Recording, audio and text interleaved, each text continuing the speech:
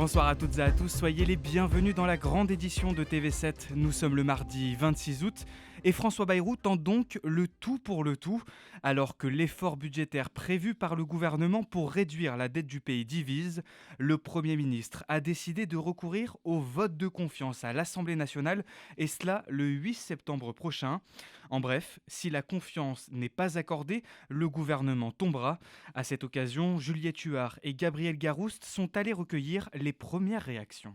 Au lendemain du coup de poker de François Bayrou, mélange d'incompréhension et de résignation sur ce marché girondin. Je trouve ça un petit peu dommage parce qu'aujourd'hui, ça fait 2 ans qu'on change de gouvernement régulièrement et que, ça, à mon sens, ça ne doit pas être très productif. Un vote de confiance, moi à la rentrée, ça ne me choque pas avec tout ce qui s'est passé.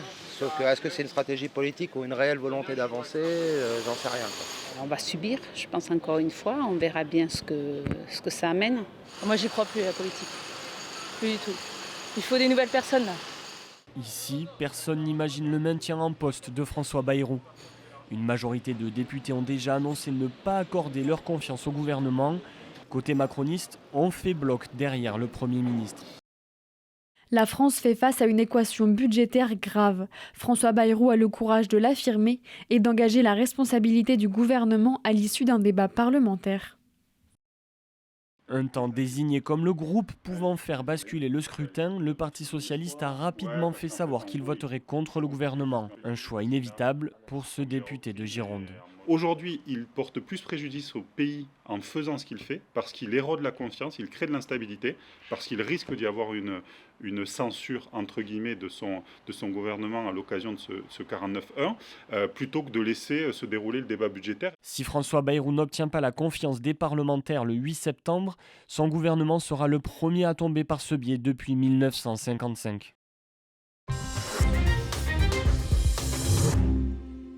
Vous l'avez entendu, François Bayrou tente donc un quitte ou double avec son vote de confiance.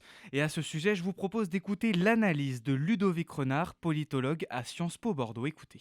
Je pense que l'impact au niveau local peut être limité. Là où il peut y avoir une influence, c'est que si ce gouvernement éclate, il y a des ministres qui sont en course pour des municipales, pensez à Nathalie Delattre, qui peuvent revenir dans le jeu d'une autre façon, bien évidemment, parce qu'ils vont être libérés de leurs charges ministérielles. Regardez ces images à présent. Ce mardi, sur les plages de Lacanau en Gironde, des vagues impressionnantes ont déferlé, conséquence directe de l'ouragan Erin venu tout droit des États-Unis. Sur place, touristes et professionnels ont dû forcément s'adapter, comme nous l'expliquent Tristan Lambert et Mélie Barnier. Mesdames et messieurs, bonjour. Merci de sortir de l'eau, la baignade est interdite. Baignade interdite et drapeau rouge de sortie, les 47 sauveteurs veillent attentivement pour empêcher les vacanciers de s'aventurer un peu trop loin. Notre métier, c'est de la surveillance et beaucoup de prévention, donc on va au-devant des gens pour leur expliquer pourquoi aujourd'hui on a choisi de mettre le drapeau rouge. Et le risque, c'est s'ils veulent aller au-devant des vagues, chercher l'eau un peu plus loin, avec ce phénomène de grande montée d'eau et de grands retraits d'eau, le risque c'est qu'ils soient emportés dans le courant et qu'ils se mettent en difficulté. Une houle cyclonique liée à l'ouragan Erin dans l'Atlantique déferle depuis aujourd'hui sur nos côtes. Un phénomène exceptionnel en été. Avec des vagues de 4 à 5 mètres, la baignade est interdite, provoquant la déception des touristes. Un peu, mais on profite quand même, donc ça va. C'est chouette de pouvoir profiter de la plage, mais on respecte les règles de prudence, on va dire. Et du coup, on a trouvé l'alternative, on va aller au lac cet après-midi. Plusieurs départements de la façade atlantique, dont la Gironde, ont été placés en vigilance jaune pour vagues submersion. Du côté des commerçants comme ce responsable de boutique de surf, il a fallu s'adapter rapidement aux conditions exceptionnelles. Pour la sécurité des gens, on a arrêté la location. Et après, pour ce qui est des cours, on adapte au public. Par exemple, on a annulé les cours enfants. Parce que là, c'est vrai que pour les enfants, il y a beaucoup de courants, etc. Donc ça, on ne l'a pas fait. Et par contre, si on estime qu'on est capable de maintenir la sécurité pour les adultes, il y a certains cours adultes qu'on a maintenus parce qu'on va dans un cadre très sécurisé, on adapte nos consignes de sécurité et tout simplement, on s'adapte.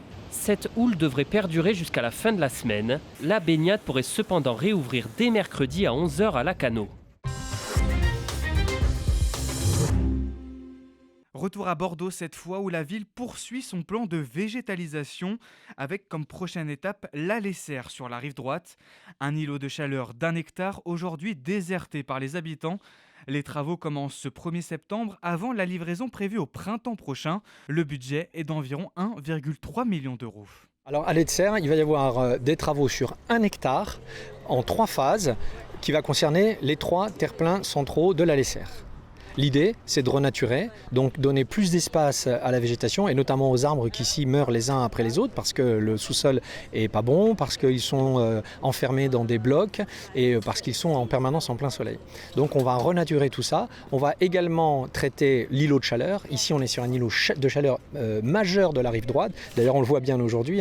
Personne ne se promène. Il y a des terrains de pétanque, il y a des assises. Personne n'est ici. Il fait trop chaud. Et enfin, troisième chose, on va améliorer les usages. Donc on va refaire des terrains de pétanque à l'ombre, on va mettre des tables d'échecs, on va aménager un espace pour le marché de façon à conforter ce qui marche bien et améliorer ou créer ce qui n'existe pas. Tout ça va nous amener sur 2 ans de travaux. On commence lundi prochain et nous sommes ravis parce que c'est vraiment un projet majeur pour la Laissère, mais c'est aussi un projet majeur pour la rive droite. Voilà, c'est la fin de cette édition. Merci à vous de nous avoir suivis. Passez une très belle soirée avec nous sur TV7 et à demain.